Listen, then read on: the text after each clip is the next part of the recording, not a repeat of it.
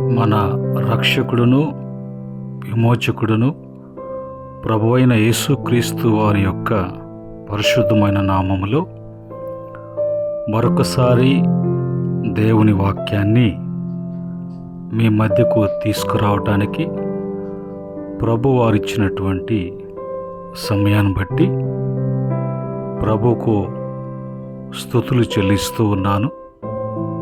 మరి ముఖ్యంగా ఈ యొక్క వాక్యాన్ని వింటున్న బిడ్డలకు ప్రభు పేరిట వందనాలు, ప్రభు పేరిట మీకు శుభములు తెలియజేస్తున్నానండి. ఈ సమయంలో మనము దేవుని వాక్యాన్ని చదువుకొని అందులో ఉన్నటువంటి మాటలను మన యొక్క ఆత్మీయ మేలు కొరకు మనము ధ్యానం చేద్దాం. అపోస్తలుడైనటువంటి పౌలు గారు తిమోతికి రాసినటువంటి పత్రిక, మొదటి పత్రిక 6వ అధ్యాయము 17వ వచనములో ఉన్నటువంటి మాటని మనం చదువుకొని ధ్యానం చేద్దాం. ఇక్కడ రాయబడినటువంటి మాట ఈ విధంగా రాయబడి ఉన్నది. ఇక్కడ రాయబడినటువంటి మాటలు ఏంటంటే, ఇహమందు ధనవంతులైన వారు గర్విష్ఠులు కాక అస్థిరమైన ధనమందు నమ్మిక ఉంచక సుఖముగాను అనుభవించుటకు సమస్తమును మనకు ధారాళముగా దయచేయు దేవుని యందే నమ్మికుంచుడని ఆజ్ఞాపించుము అనే మాటని మనం చదువుకున్నాం. ఇక్కడ మరి చదివినటువంటి మాటలలో ఒక మనిషి యొక్క జీవితంలోకి ఒక మనిషి యొక్క స్వభావాన్ని మార్చేటువంటిది ఏంటి అనేది మొదటగా ఇక్కడ చదువుకున్న వాక్యంలో ఇహమందు ధనవంతులు కావాలి అని ధనవంతులు కావటానికి ప్రయత్నించేటువంటి ప్రతి ఒక్కరు కూడా ఆ ధనము పెరిగే కొలది, ధనము సమకూర్చుకునే కొలది మనిషి జీవితంలో తెలియకుండానే గర్వము, గర్విష్ఠులు, అహంకారులు, అహంభావముతో కూడినటువంటి ప్రవర్తనా జీవితము అనేది వస్తుంది. ఇలాంటి గర్విష్ఠులు మరి గర్వముతో కూడినటువంటి మాటలైనప్పటికీ కూడా ప్రవర్తన, ఆ గర్వం వలన ప్రవర్తించేటువంటి ప్రతి ప్రవర్తన, అందులో మాటలు, చూపులు మరి అవి దేవునికి విరోధముగా, దేవునికి ఇష్టము లేనటువంటిది, దేవుడు అసహ్యించుకునేది, ముఖ్యంగా దేవునికి కోపము తెచ్చిపెట్టేది గర్వము. ఈ గర్వము అనేది పరలోకములో మొట్టమొదటిసారిగా దేవుని యొక్క సన్నిధిలో హృదయమందు గర్వించినటువంటి లూసిఫర్తో ప్రారంభించబడినటువంటి ఆ గర్వము వాడు పడద్రోయబడిన తర్వాత అదే గర్వము అనేది మనుషుల యొక్క స్వభావములలో, వాళ్ళ యొక్క ప్రవర్తనలలో, వారి యొక్క మాటలలో ప్రవేశపెట్టినటువంటి వాడిగా వాడు ఏ విధంగా త్రోయబడ్డాడో దేవుని బిడ్డలైనటువంటి వారు కూడా దేవునికి దూరం అయిపోవాలి అని వాడి యొక్క ఆలోచన, ఉద్దేశమై ఉన్నది కనుక వాడు ప్రతి ఒక్కరు కూడా కలిగి ఉన్న దాన్ని బట్టి,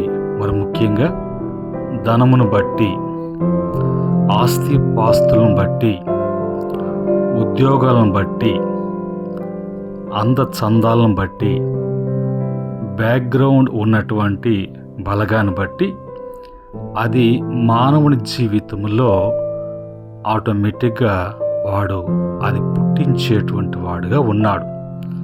అందుకని భక్తుడైనటువంటి పౌలు గారు తన యొక్క ఆత్మీయ కుమారునితో మరి లేఖ రాస్తూ అక్కడున్నటువంటి ఆ తిమోతి చేస్తున్నటువంటి ప్రాంతంలో, పరిచర్య చేస్తున్నటువంటి ప్రాంతంలో ఇలాంటివి సంభవిస్తాయి, ఇలాంటివి జరుగుతాయి, అది జరిగించేవాడు, జరిగేది ఏ విధంగా అది జరుగుతుందో, ఎవరు జరిపిస్తారో, జరగటానికి కారణం ఏంటో అనేది పౌలు గారు తిమోతి గారికి లేఖ రాస్తూ, నేను రాసినటువంటి లేఖను బట్టి ఆ లేఖనములో ఉన్నటువంటి మాటలను వాళ్ళకి బోధిస్తూ ఆజ్ఞాపించినట్లుగా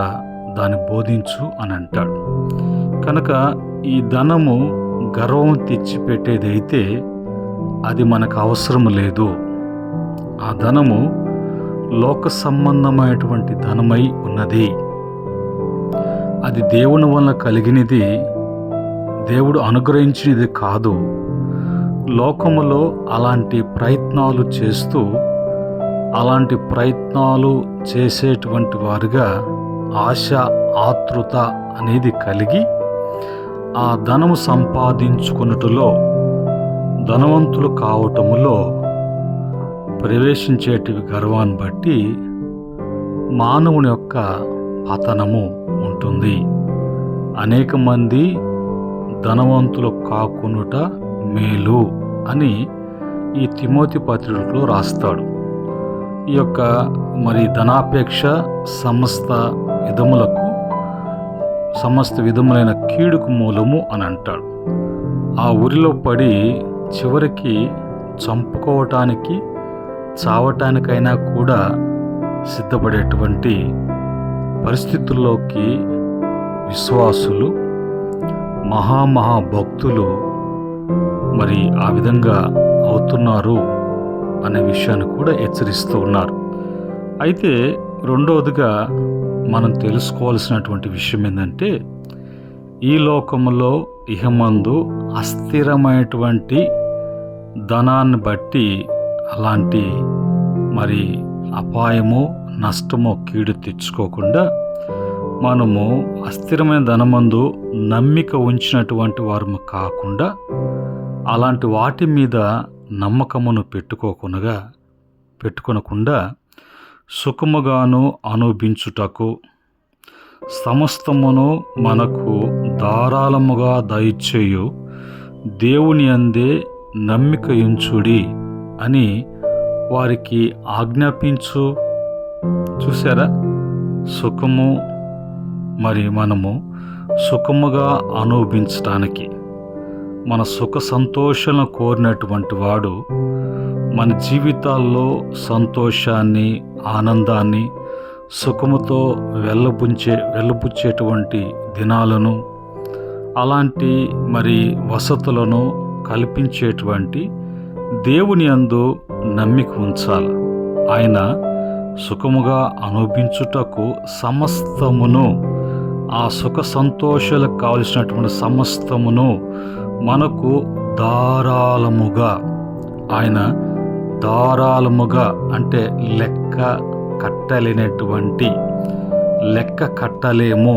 ఎంత ఖర్చు అవుతున్నా, ఖర్చు పెడుతున్నా దానికి సమకూర్చబడి నీ యొక్క ఆయన బిడ్డైనటువంటి నీకు, ఆయన బిడ్డలైనటువంటి మనకు ఆ సంతోషానికి, ఆనందానికి కొదువ లేకుండా ప్రభును బట్టి, ప్రభులో మనకు ధారాళముగా దయచేసేటువంటి దేవుని అందే నమ్మిక ఉంచాలి. కానీ మరి ఇహమందున్నటువంటి ధనము సంపాదించుకుంటున్నలో మరి అస్థిరమైనటువంటి ఇహలోక ధనము నీ మీద నమ్మకము పెట్టుకోవద్దు. అలాంటి వాటి మీద ఆశ పెట్టుకొని అలాగ సంపాదించుకున్నటకు పరుగులు తీయొద్దు అనే మాటను భక్తుడైనటువంటి పౌలు గారు ద్వారా మరి తెలియచేస్తున్నటువంటి మాటలు. అయితే మనము బైబిల్లో వెళ్ళినప్పుడు, వాక్యం యొద్దకు వెళ్ళినప్పుడు, వాక్యము మనకు తెలియచేసేటువంటి విషయాలు ఏమిటో అనేది మనం చూసినప్పుడు, అక్కడ బైబిల్లో సామెతల గ్రంథము 15:16లో ఉన్నటువంటి వచనాల్లో ఉన్నటువంటి మాటలు. సామెతల గ్రంథము 15వ అధ్యాయము 16వ వచనములో, నెమ్మది లేకుండా విస్తారమైన ధనముండుట కంటే యెహోవా యందు భయభక్తులతో కూడా కొంచెము కలిగి ఉండట మేలు. చూసారా, మరి నీకు నెమ్మది లేకుండా ఉండేటువంటి మరి ధనము అనేది ఇహమందు, ధనము అనేది నెమ్మది అంటే నిద్ర, మరి ఆహారము, ఆరోగ్యము అనేది మరి తీసుకోవాల్సినటువంటి రెస్ట్ కూడా మరి టైం లేని విధంగా ఆ ధనము నిన్ను అలాగ ఫోర్స్ చేస్తుంది. కనుక అది నీ జీవితంలో మరి ఎంత విస్తారముగా నీకు రాబడి వస్తుందో అంతగా నీ జీవితంలో నెమ్మది లేకుండా చేస్తుంది. కాబట్టి నెమ్మది లేకుండా, నీకు నెమ్మది కలిగించకుండా ఉన్నటువంటి విస్తారమైనటువంటి ధనముండుట కంటే, అలాంటి వాటి మీద మనసు పెట్టి పరుగులు తీసేదానికంటే యెహోవా యందు భయభక్తులతో కూడా కొంచెము కలిగి ఉండుట, దేవుని భయము నీలో ఉండుట, ఆ భయము కలిగి ప్రవర్తించుట, భయముతో భక్తితో జీవించేది నీ సుఖం సంతోషాలకు మేలు కలిగించేది అనేది ఆ భక్తి జీవితంలో ప్రభు నీకు ఏర్పాటు చేసి ఉన్నాడు. ప్రభు ఏర్పాటులో నీకు ఆ యొక్క మేలు అనేది కలుగుతుంది. కనుక అలాంటి ప్రయత్నాలలో ఉండొద్దు. రెండవ మాటగా కీర్తన 39వ కీర్తన 6వ చరణములో, మనుషులు ఒట్టి నీడ వంటి వారై తిరుగులాడుదురు, వారు తొందరపడుట గాలికే కదా, వారు ధనము కూర్చుకొందురు గాని అది ఎవనికి చేజిక్కిచ్చునో వారికి తెలియదు. రెండవ మాట, మనిషి జీవించేటువంటి జీవితాన్ని గురించి వాక్యం మాట్లాడుతుంది. మనిషి జీవితము ఎలాంటిది అంటే ఒట్టి నీడ వంటిది. ఆ నీడ వంటి జీవితము, ఆ షాడోగా కనిపించేటువంటి షాడోలాగా ఉండేటువంటి జీవితం కొరకు మరి తిరుగులాడు వాడు కంటే అలాగా తొందరపడేటువంటి వారుగా ఉంటే అది నీ జీవితానికి మరి అలాంటి ప్రయాసము గాలి ప్రయాసము. అలాగా నీ జీవితము, నీకు ఇచ్చినటువంటి ఆయుష్, నువ్వు జీవించే సంవత్సరాలని వాక్యం ఒక మాటలో ఏమని పోల్చి చెప్తుందంటే, మనిషి మరి ఒట్టి నీడ వంటి వాడై తిరగలాడుతూ ఉన్నారు, అది జీవితం. అలాంటి మనిషి వారు తొందరపడుట, ఆతృత పడుట, మరి ఆశతో, ఆతృతతో, ఆందోళనతో మరి తిరిగేటువంటి వారుగా ఉంటూ, అందులో వాళ్ళు చేసేటువంటి మొదటి ప్రయత్నం ఏంటంటే ధనము సమకూర్చుకోవటము, చేజిక్కించుకోవటానికి చేసేటువంటి ప్రయత్నాలు. ఇలాంటి ప్రయత్నాలు మరి చేసినప్పుడు అది ఎవరు పాలవుతుందో, ఆ చివరికి అంతా నీ యొక్క ఇచ్చినటువంటి జీవిత ఆయుష్ దినాలన్నీ కూడా నీడ వంటి నీ జీవితం అంతా కూడా దాని కొరకే ప్రయాసపడి మరి గాలి ప్రయాసాలన్నీ కూడా చేసి అంతగా సమకూర్చుకున్నప్పటికీ కూడా చివరికి అది నీ చేతిలో ఉంటుందా? నీవు చేజిక్కించుకోలేవు, కానీ ఇతరులు చేజిక్కించుకుంటారు అని వాక్యం అంటుంది. కనుక అలాంటి వ్యర్థమైనటువంటి ప్రయత్నాలు కూడా మరి అది అనవసరము, అవసరము లేదు. ప్రభు ఆయన మరి మనకు సమస్తము కూడా ధారాళంగా ఇచ్చేటువంటి ఆకాశము నా ధననిధి అంటాడు. ఆయన సర్వలోకానికి చక్రవర్తి అనేటువంటి దేవుడిగా ఉన్నారు. దేవుడు అడుగు వాటి కంటే, ఊహించిన దానికంటే సమస్తము కూడా ప్రభు నీకు ఇవ్వటానికి ఆయన ఇష్టపడే కదా ఇవన్నీ కూడా నీకు మరి కలుగు చేశాడు, సమకూరుస్తూ ఉన్నాడు. అలాంటిది ప్రభువును కాకుండా, ఇచ్చే ప్రభువును కాకుండా మరి లోకంలో ఉన్నటువంటి వాటి కొరకు ఎందుకు ఆ ప్రయత్నాలు అని.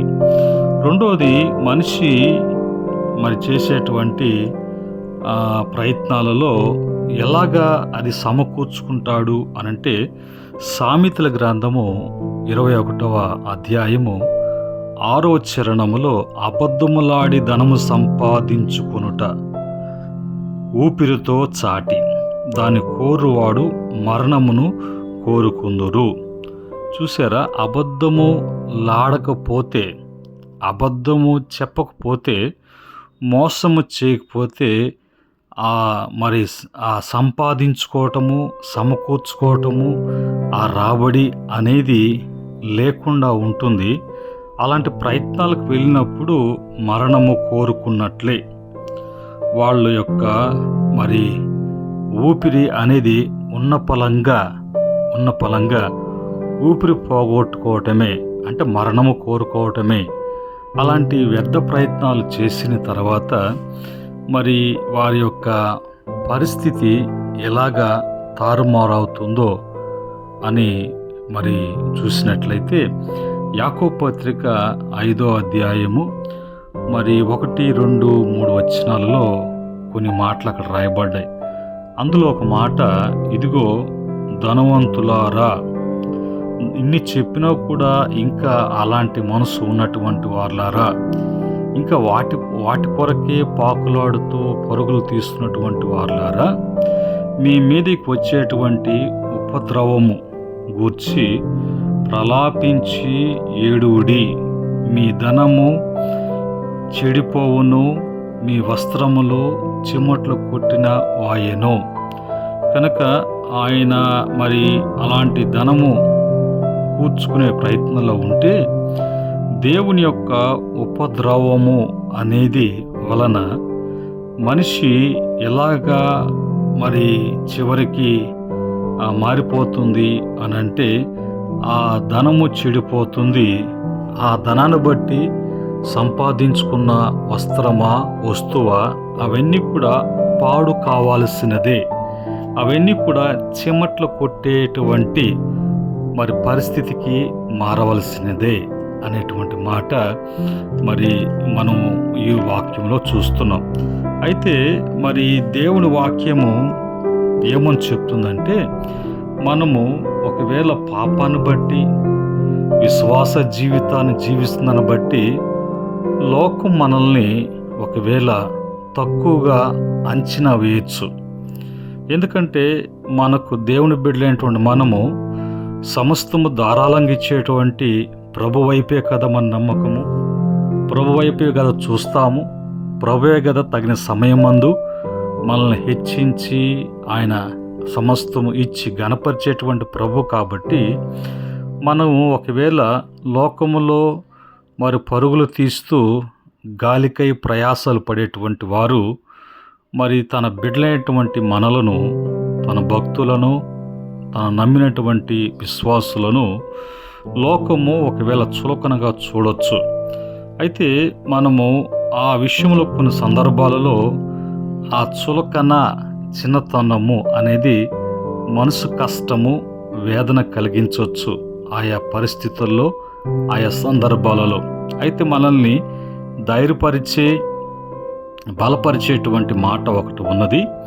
2 కొరింథీ పత్రిక 8వ అధ్యాయం 9వ వచనంలో, మీరు మన ప్రభు అయిన యేసుక్రీస్తు కృపను ఎరుగుదురు కదా, ఆయన ధనవంతుడై ఉండియు, మన దేవుడు ధనవంతుడై ఉండియు, మీరు తన దారిద్ర్యం వలన ధనవంతులు కావాలని మీ నిమిత్తము దరిద్రుడాయను. ఎంత మంచి మాట. ఎంత గొప్ప మాట ప్రభు తన బిడ్డల కొరకు రాయించారో చూడండి. ఇక్కడ ధనవంతుడు ఆయన, దరిద్రులం మనం. ఒకవేళ పాపాన్ని బట్టి, బలహీనతను బట్టి, అపరాధులను బట్టి. కానీ ప్రభు ఆ స్థితిలో ఉంటూ ఉన్నటువంటి వారిని చూసి ఊరకుండేటువంటి దేవుడు కాదు మన దేవుడు. ఆయన యొక్క ప్రేమ ఎంత గొప్పదో, ఆయన కృప ఎంత విలువైనదో ఇక్కడ చూపిస్తూ ఉన్నాడు. కనుక మనము మన దారిద్ర్యం ఆయన తీసుకొని ఆ ధనవంతుడైనటువంటి ఆయన ధనాన్ని మనకివ్వటానికి, ఆయన దారిద్ర్యం వలన ధనవంతులు కావాలని మన నిమిత్తము ఆయన దరిద్రుడు కావటానికి ఇష్టపడ్డాడు. కానీ ఆయన దరిద్రుడిగా పిలువబడటానికి ఇష్టపడ్డాడు. కానీ ఎన్నడూ, ఎప్పుడు, ఎక్కడ కూడా మనము దరిద్రులుగా ఉండటము అనేది ఆయన యొక్క ఆలోచన కాదు, ఆయన చిత్తము కాదు. ఇవి మనం ఎరిగి ఉంటే మన జీవితాలలో అనేక మేలులు అనేది, అనేక దేవుని యొక్క కార్యాలు చూడగలిగినటువంటి స్థితిలోకి మనం వెళ్తాం.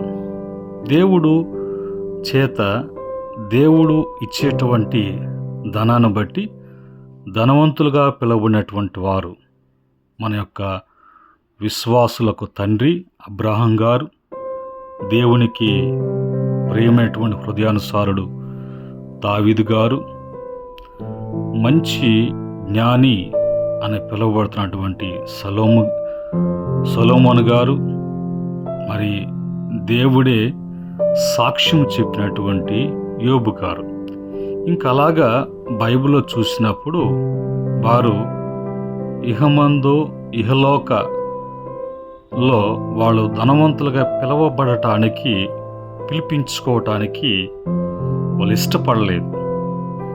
వాళ్ళు పరమందు, పరలోకమందు ఆయన ఇస్తే, ఆయన అనుగ్రహిస్తే అన్నట్లుగా, మా ధనం ఇక్కడ వద్దు, మేము పరలోకంలో కూర్చుకుంటాము అన్నట్టుగా జీవించారు. కనుకనే వాళ్ళు శ్రేష్టకరమైనటువంటి జీవితాన్ని, మంచి భక్తి జీవితాన్ని జీవించి తమ యొక్క యాత్రను ముగించారు.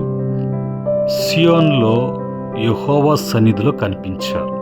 ప్రియమైనటువంటి దేవుని బిడ్డలారా, ప్రియమైన దేవుని యొక్క సంగమ, నా సహోదరి సహోదరులారా, ఇప్పుడు వరకు మనల్ని దూరపరిచేటువంటిది ఏది, నష్టము తెచ్చిపెట్టేది ఏది, మన జీవితాలలో బాగుపడకుండా బాధ పెట్టేది ఏంటి, మన సంతోషాలని, ఆనందాలని, ధారాళముగా అనుభవించాల్సినటువంటి సుఖ సంతోషాలని దూరపరిచేది ఏంటో, అది ఎలాంటి ధనమో, ఎక్కడి ధనమో అనేది గ్రహించాం.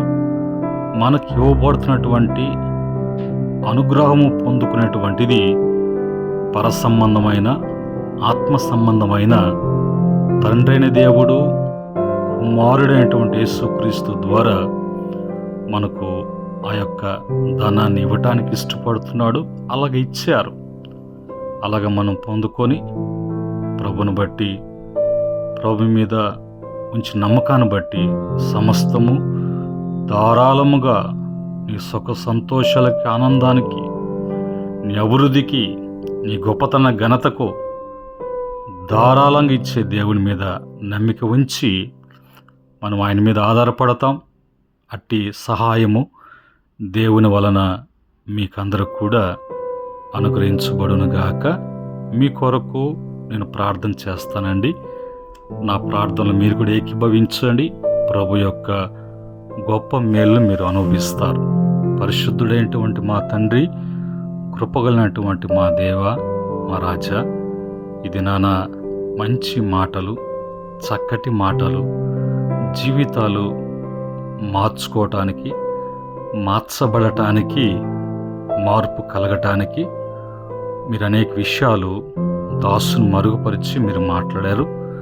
ఎంతమంది బిడ్డలు ఈ వాక్యాన్ని వింటున్నారు, వారి జీవితాలలో అలాంటి మేలు, అలాంటి ధారాళము, అలాంటి సంతోషాలు యేసుక్రీస్తు ద్వారా నాయన వాళ్ళు అనుభవించున్నట్లుగా తండ్రి, మరి ప్రతి దారిద్ర్యం తొలగించబడి యేసుక్రీస్తును బట్టి ధనవంతులు కాబడటానికి, నీ బిడ్డలు లోకములో తేజరిల్లటానికి కృప దయచేయమని, కృపకు దయకు ఈ యొక్క తండ్రి మరి వాక్యం వింటున్న బిడ్డలను మీకు అప్పగిస్తుండగా ఘనమైనటువంటి గొప్ప అద్భుత కార్యములు జరిగించమని యేసుక్రీస్తు నామములో అడిగి వేడుకుంటున్నాము తండ్రి. ఆమెన్. మన పరమ తండ్రి దేవుని ప్రేమ, రక్షకుడైనటువంటి యేసుక్రీస్తు వారి యొక్క దివ్య కృప, పరిశుద్ధాత్మ యొక్క ఆయన సహవాసం ఈ యొక్క మాటలు వింటే బిడ్డలకును సకల పరిశుద్ధులకును ఆయన దాసులకును సదా తోడై నడిపించునుగాక. ఆమెన్.